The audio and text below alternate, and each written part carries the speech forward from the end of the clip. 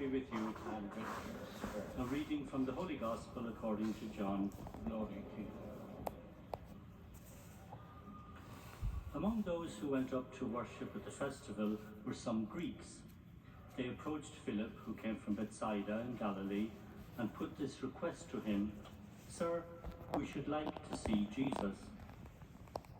Philip went to tell Andrew, and Andrew and Philip together went to tell Jesus. Jesus replied to them, "Now the hour has come for the Son of Man to be glorified. I tell you most solemnly, unless a grain of wheat falls on the ground and dies, it remains only a single grain. But if it dies, it yields a rich harvest. Anyone who loves his life loses it, and anyone who hates his life in this world will keep it for the eternal life. If anyone serves me, he must follow me. Wherever I am, my servant will be there too. If anyone serves me, my Father will honor him. Now, my soul is troubled. What shall I say? Father, save me from this hour. But it was for this very reason that I have come to this hour. Father, glorify your name." The voice came from heaven, "I have glorified it, and I will glorify it again." People standing by who heard this said it was a clap of thunder. Others said it was an angel speaking to him. Jesus answered, "It was not for my sake that this voice came, but for yours. Now, sentence is being passed on this world. Now the prince of this world is to be overthrown. And when I am lifted up from the earth, I shall draw all people to myself." By these words, he indicated the kind of death he would die. The Gospel of the Lord. Praise to you, Lord Jesus Christ.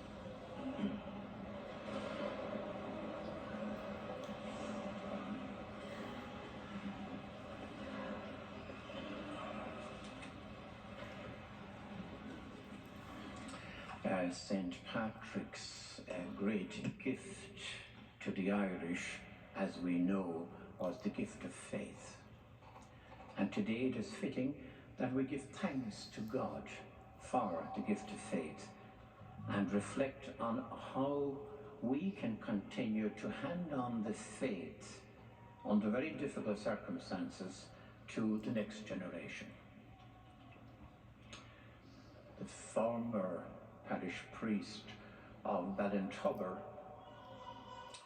was telling me of an experience he had. He used to organise pilgrimages from Ballintubber to Kirkpatrick. And in this particular pilgrimage there were about 30 or 40 people.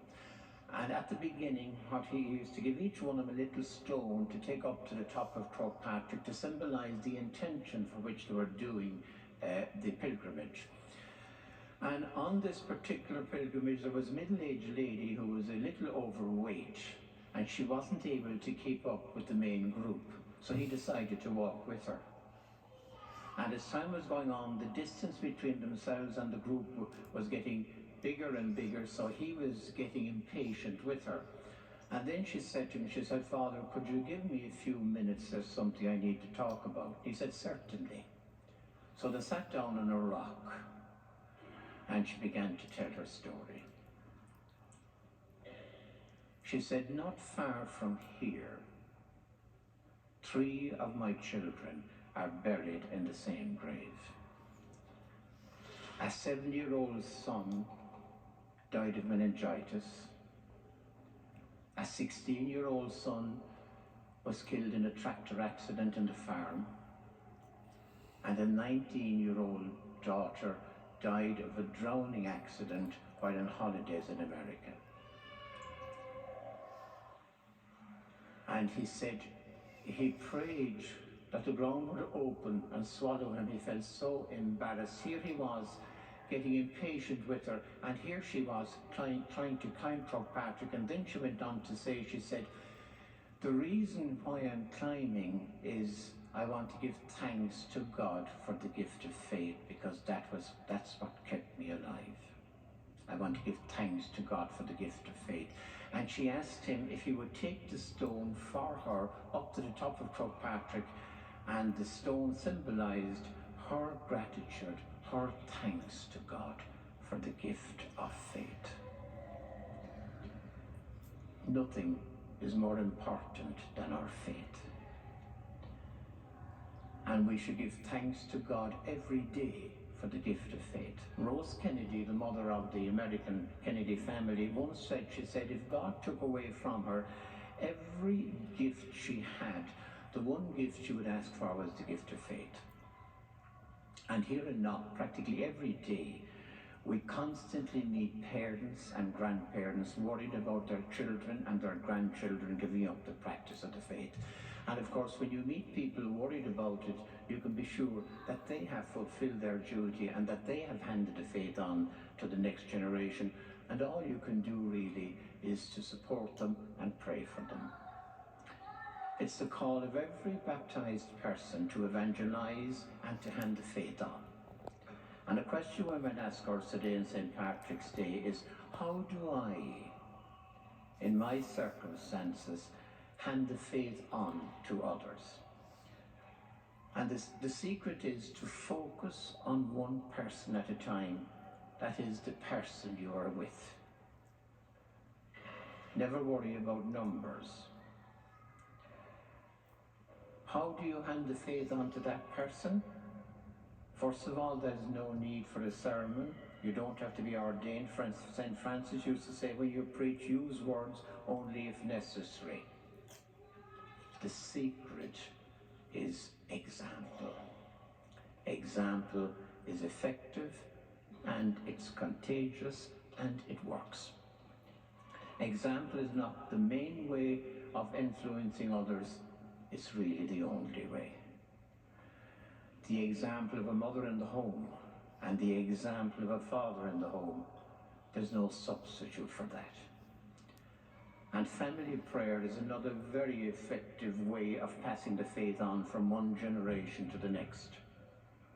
If you do not have prayer at home, what I would suggest is maybe introduce one decade of the Rosary and get the children involved. And if you do that, then you have family prayer in your home.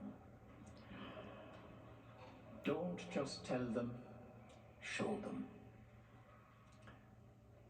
Some years ago, I was on a beautiful sunny July afternoon sitting in a church up in Donegal, in Ard's Friary Capuchin Retreat Centre in Donegal, up at Sheephaven Bay.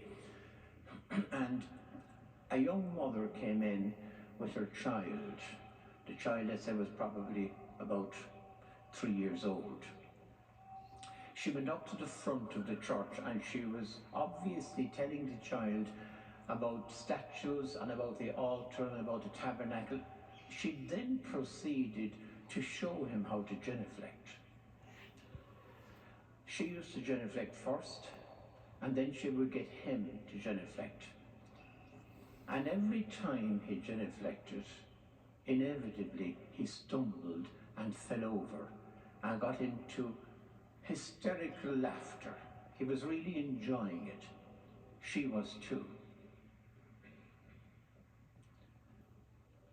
They left, and I just thought about what was happening there, and I thought to myself, reflecting on what was going on, what was going on was something very, very significant. It was very ordinary, it was very simple, but hugely profound.